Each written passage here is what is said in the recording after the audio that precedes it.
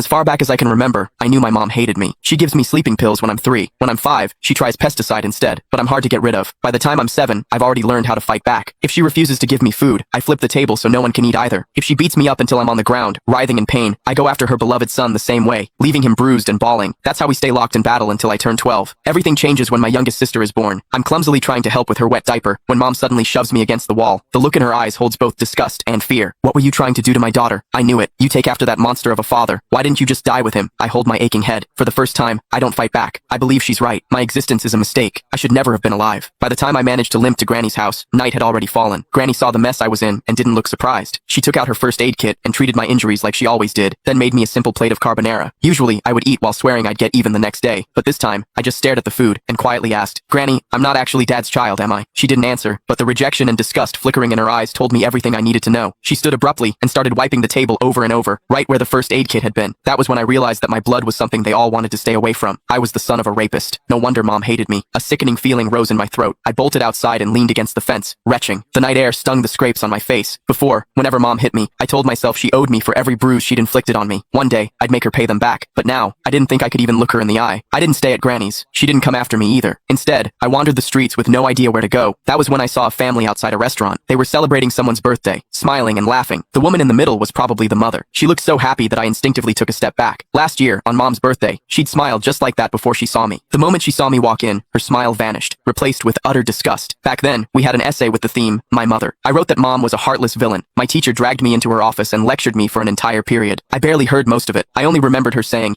"No mother in this world would ever stop loving her child." I believed her. I saved money from collecting recyclables and bought my mom a birthday cake. I just wanted a hug, the same kind she gave my brother, Casper Willis. But her frigid expression was like a stab in the heart. I felt like a fool, standing there with that cake in my hands. Anger overwhelmed me. When no one was looking, I went out and caught a couple of frogs in the garden. Then, I hid them in the cake. I could still remember the way she screamed when they jumped out. Back then, I felt a twisted sense of satisfaction. I thought she didn't deserve to be a mother. I thought she had it coming. But now, I know the truth. The one who didn't deserve anything was me. My existence itself had hurt her. As I watched that mother's smile through the restaurant window, I made a decision. This year for mom's birthday, I would give her a gift she would truly be happy with, one that would free her completely. I decided to die. Once that thought took root in my mind, my steps felt lighter. I even started planning how to do it without troubling anyone. I needed to do something that wouldn't leave a mess. But before I could carry out my plan, a patrolling officer spotted me and brought me home. Mom answered the door. As the door shut behind us, I stared at the floor, unable to meet her eyes. Her icy tone sliced through the air. "Why didn't you just die out there?" I almost snapped back, but I forced the words down before they came out. Still, as I stared at her back, I couldn't stop myself from asking, what would you do if I really did die? Would she be the least bit sad? "If you've got the guts, hurry up and do it. I'd celebrate." She walked straight into my siblings' room and closed the door. I stood rooted to my spot in the living room. After a long while, I wiped my face and let out a humorless laugh. Mom would definitely like the birthday present.